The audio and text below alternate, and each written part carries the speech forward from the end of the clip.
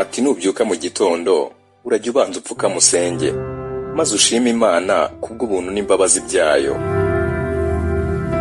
Bari mu muhango wo gutanga ibihembo bya Oscar, ubwo umukinnyi wa filime uzwi nka Will Smith yari afite uburakari bwinshi amaze gukubita urushyi umunyarwenya wahoze ari inshuti ye magara witwa Chris Rock. Denzel Washington yegereye Will Smith aramubwira ati, mu bihe byawe byiza birenze ibindi urajye witonda kuko nicyo gihe na Sekibi aba nawe akuziye. Denzel said to me a few minutes ago, he said, at your highest moment, be careful, that's when the devil comes for you. Icyo gihe abantu benshi bashimishijwe n'amagambo yatekerejweho n'uyu mugabo. Ise akaba yari umuyobozi mukuru mu idini rya Pentecote, ariko mu by'ukuri ntibitangaje kuko mu buzima bwe bwose Denzel Washington yagiye atanga ibitekerezo byerekana ko ari umufana ukomeye w'Imana.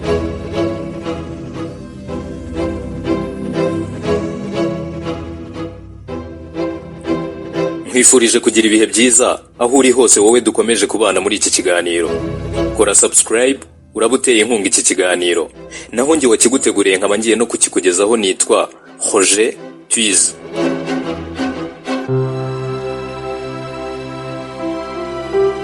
Denzel Hayes Washington Jr. yavutse ku ya 28 Ukuboza 1954, avukira Mount Vernon aho ni New York muri Leta Zunze Ubumwe za Amerika. Yaje gukizwa afite imyaka 20 gusa y'amavuko. Ni umukinnyi wa filime wabigize umwuga kandi ni umunyamerika, ni producer akaba na direct icyarimwe. Afite impamyabumenyi y'ikiciro cya kabiri cya kaminuza mu by'ubuhanzi ariyo Bachelor of Arts. Iyi mpamyabumenyi yayikuye muri kaminuza y'abayezuwiti ariyo Fordham University iherereye ahitwa New York muri Leta Zunze Ubumwe za Amerika. Azwi cyane kubera ibyo bikorwa bye by'indashyikirwa bimaze imyaka myinshi irenga 40. Washington rero afatwa nk'umwe mu acteurs beza bo muri generation ye. Nko muri 2020 ikinyamakuru The New York Times cyamwise the greatest actor of the 21st century, ugenekereje nko mu Kinyarwanda bishatse kuvuga nk'umukinnyi wa filime w'indashyikirwa kurusha abandi mu kinyejana cya 21. Denzel Washington yahawe ibihembo byinshi bitandukanye birimo nka Academy Award 2, Tony Award 1, Golden Globe Award 2 ndetse na Cecil B. DeMille Award, utibagiwe na AFI Life Achievement Award. Aba numwe mu bahatanira ibihembo bya Primetime Emmy inshuro 2 n'ibindi byinshi bitandukanye.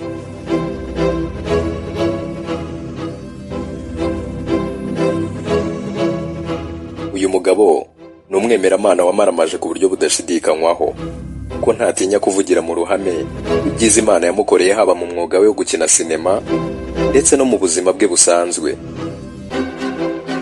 Uyu munsi rero naguhitiyemo amwe mu magambo 5 adasanzwe kandi ashingiye ku bwemeramana bwe, nawe yagufasha guhindura imyumvire n'uburyo wabonagamo ibintu muri rusange.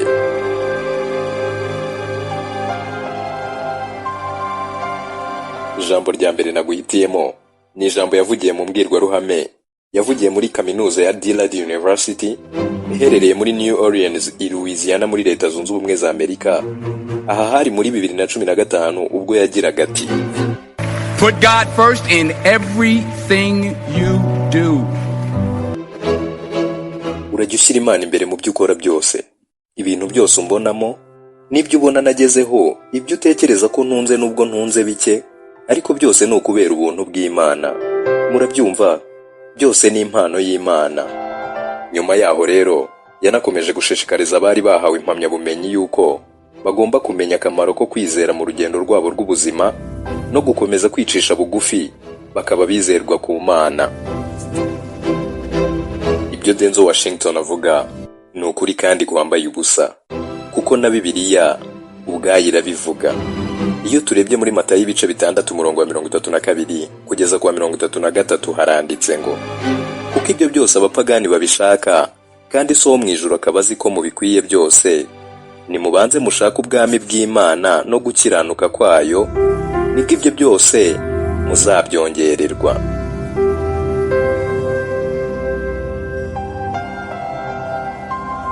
Ijambo rya kabiri naguhitiyemo mu yavuzwe na Denzel Washington ari ku nshuro ya mbere atsindira Tony Award muri 2010 mu birori byaberaga muri sale yitwa Radio City Music Hall iherereye mu mujyi rwagati muri Manhattan.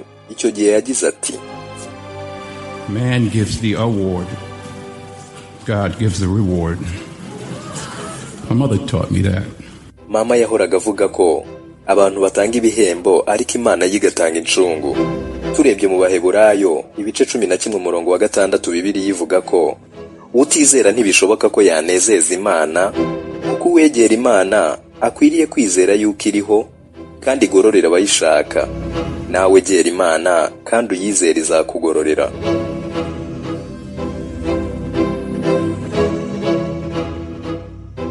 Ijambo rya gatatu riragira riti, iyi ni intambara y'umwuka, ntabwo mbona neza iyo bigana nkurikije icyerekezo iyi irimo kutuganishamo.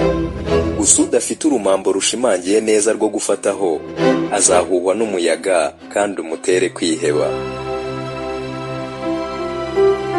Ibi yabivuze ubwo yari mu kiganiro ku gitangazamakuru cyitwa The New York Times, maze abanyamakuru bamubaza uko abona nuko afata imbuga nkoranyambaga. Uyu mukinnyi wa filime yihanangirije urubyiruko ku kaga ko kwikunda no gushaka kwamamara.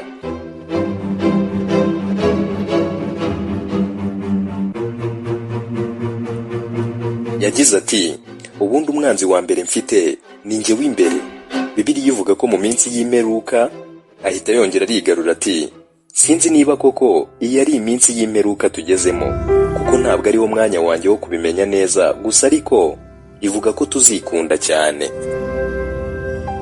Nawe se uzareba abana b'iki gihe, ifoto ya mbere uyu munsi ishamaje kuri bo ni selfie. Imwe akayifotoza agira ati, oh ndi mu myigaragambyo, indi ati ndi gutwika, indi ati follow me bishatse kuvuga ngo munkurikire, indi ati listen to me bishatse kuvuga ngo nimunyumve. Turi mu gihe abantu bafite ubushake bwo gukora ikintu icyo ari cyo cyose kugira ngo bakurikirwe ku mbuga nkoranyambaga, ariko ntawe ushishikajwe n'ijambo ry'Imana. Ibi twabihuza na Bibiliya, aho dusanga muri Matayo ibice 7 umurongo wa 25 kugeza kwa 27 handitse ngo, nuko imvura iragwa, imivu iratemba, imiyaga nayo irahuha, byose byikubita kuri ya nzu ntiyagwa, uko yari yubatse ku rutare. Hanyuma umuntu wese wumva amagambo yanjye ntayakomeze azaba ari nk'umupfapfa wubatse inzu ye ku musenyi. Nuko imvura iragwa, imivu iratemba, imiyaga irahuha, maze byose birahuruduka byikubita kuri ya nzu iragwa, kandi kugwa kwayo byabaye gushwanyagurika.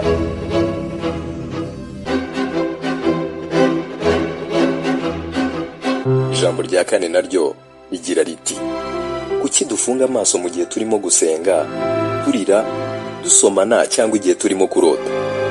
Nukubera ko ibintu byiza cyane mu buzima bwacu bitabonwa n'amaso, ahubwo tubyumvira mu mutima. Niyo mpamvu rero iyo turimo gukora ibikorwa bitandukanye nko gusenga, gusomana, turi kurira cyangwa turimo kurota, tuba twiyumvamo amarangamutima akomeye cyane, kugira ngo tureke ibyo turimo kwiyumvamo bidusage hose mu mubiri no mu ntekerezo ku kigero cyuzuye cy'ibyiyumvo. Dufunga amaso tukareba ibiri imbere muri twe. Ubundi ubuzima bwacu bushingiye ku byo tubona inyuma, ariko kuba Kristo ubuzima bwabo bushingiye ahanini mu kwizera. Mu Bakorino ba 2 igice cya 4 umurongo wa 18 haranditse ngo, natwe ntitureba ku biboneka, ahubwo tureba ku bitaboneka, kuko ibiboneka ari iby'igihe gito, naho ibitaboneka bikaba iby'iteka ryose.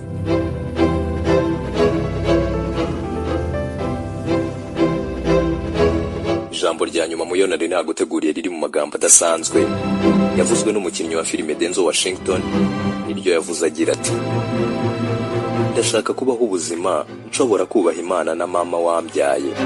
Yari mu gahinda kenshi ubwo nyina yari amaze iminsi mike atabarutse, kandi Imana ikomeze kumwakira mu bayo. Mu kiganiro The Late Show gikorwa n'umunyamakuru Stephen Colbert kigaca kuri televiziyo ya CBS, Denzel Washington yagize ati, urupfu rwa mama ari we Lennis Washington sinarize, atubanza amarira nari narayabikiye kuzayasuka hano, akaba ariho marira agahinda.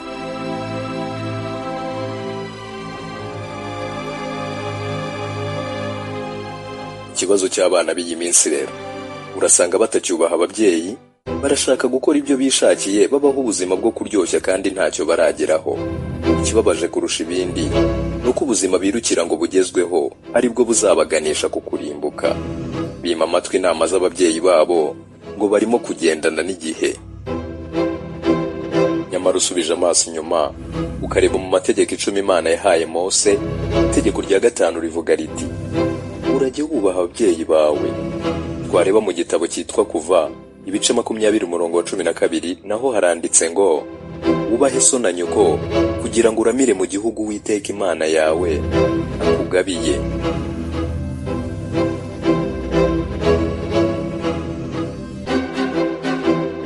Nuko muvandimwe rero, komeza uzirikane yuko utitaye ku cyo uri cyo n'icyo ukora ku munsi w'imperuka, kurokoka kwawe kuzaba gushingiye ku bugiraneza bwawe no gusenga bihagije kandi utishushanya.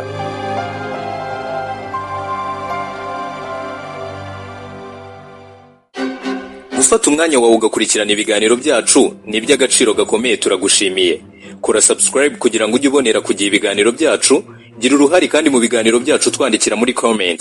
Njye wumvaga ni Roger Twiz. Ciao.